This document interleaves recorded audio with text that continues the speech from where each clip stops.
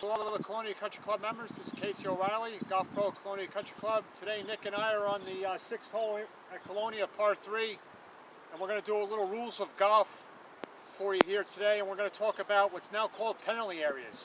As you can see here, we're standing in a ditch on number 6. You know, this ditch is like strategic. It's placed perfect for the hole, like swallows up golf balls all the time. So the rules of golf has changed. This used to be called a water hazard, and it's now called a penalty area. And as you can see here, my ball is within the penalty area, and it's playable. You know, right now it's pretty dry in here. I found my ball, and with the new rules of golf changes, there's a lot of that are different. The first thing that you could do in here is you can now take practice swings, and you can sole your club, right? So even though my ball is right there, I'm going to find a spot and take a couple practice swings. Last year you couldn't do this, but now you can stand over here, ground your club, and feel the turf and make practice swings. That's legal. That's all legal. All right, provided your ball does not move as you do it. So you want to make sure you take practice swings pretty good distance away from your ball. The next thing that you could do different in here is you can remove loose impediments. All right, now as you can see here, Nick, I don't know if you could pan the camera in there, but here's the ball here, and you know, I got a leaf here, I got a twig here, and I got a twig here. Those are considered loose impediments. So I'm allowed to move those provided my ball does not move. If the ball moves, I get a one-stroke penalty. So you got to be very careful if you're going to try to remove a loose impediment in the penalty area. So gingerly, I'm going to take this leaf here and pick it up, very gradual, and throw it away. The ball did not move. Now I got this other twig here, a little twig right on the ball. I got to look. I don't think if I pick it up it's going to move, so we're going to try to, there we go. You pick it up, throw it away. And then I got this big twig here also, a loose impediment. Pick that one up and throw it away. The ball did not move, so I'm legal. All right, again, so now I'm ready. I want to play the shot. I don't want to take a penalty drop and drop it where it crossed the line. I'm going to try to hit it. So I can take my practice swings provided the ball doesn't move. You know, I'm going to try to play this like a bunker shot. Try to hit it fat on purpose. All right, and again, I can ground my club in here. So I'm just going to get in the shot, play it forward in my stance, and try to hit behind the ball. I'm going to try to hit the ground behind the golf ball, and the ball's going to pop up. And I could ground my club, provided my ball doesn't move. So you can see I'm laying that club on the ground. You couldn't do that last year. All right, so I'm going to get it in the ground. Just going to try to hit it like a bunker shot, get it on the green.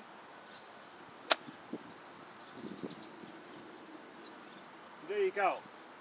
Pretty good shot. So everything there is legal. Now, if you were in the water, you couldn't hit the shot. We all know that you find the yellow line here, you find where it crossed, where it entered the hazard. You find a point where it crossed the hazard, you go between you and the hole, and you drop the ball from knee height where you want to play it with a penalty stroke. But like I said, if your ball's in there, you can now remove loose impediments, take practice swings, and ground your club, provided the ball doesn't move. Now the next thing we want to go over is bunkers. So we're going to walk over here to the bunker here on number 6.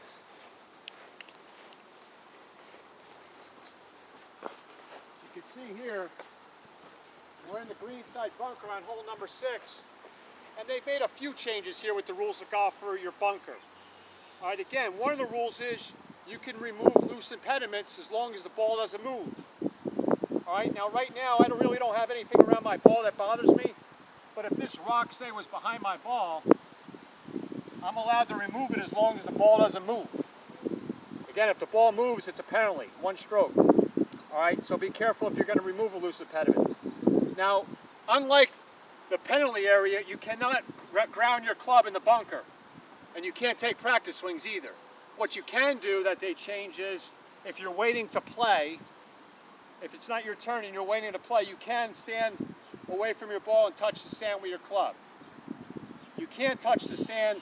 If you were going to wait, you can't touch the sand within the play of your ball. You know, you couldn't touch the sand here while you're waiting, you couldn't touch the sand there. You got to make sure you do it, you know, quite a bit away from your ball. This is legal, all right? Now, but in the act of the swing, again, no practice swings, and you can't ground your club in the bunker, all right? So it's the same as it always was. So when you get behind that ball and you want to hit the shot, you can't sole the club. That's a penalty. You still got to keep it above the sand. You can't touch the sand on your backswing. The only time you could touch the sand in the bunker is if you're waiting to play, or if you're walking out of the bunker and you want to use the club as a crutch to get out of the bunker. That's really the only time. And then of course at impact you can hit the sand as hard as you want. Alright, so here we go. Swivel your feet in the sand, get the ball quite a bit forward in your stance. Get your weight on your left side because we want to get the club into the sand. Alright, and then we're going to try to get the heel of the club to hit the sand. So I want that heel to dig into the sand.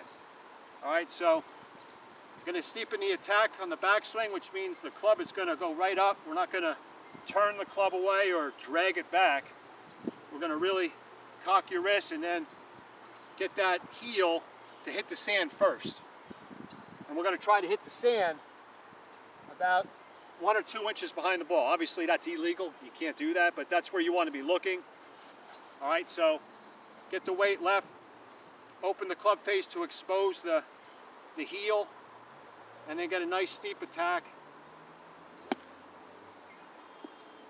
Get it on the green, a little too hard. Alright, so that's what you could do in a bunker. Now again, you can't ground your club.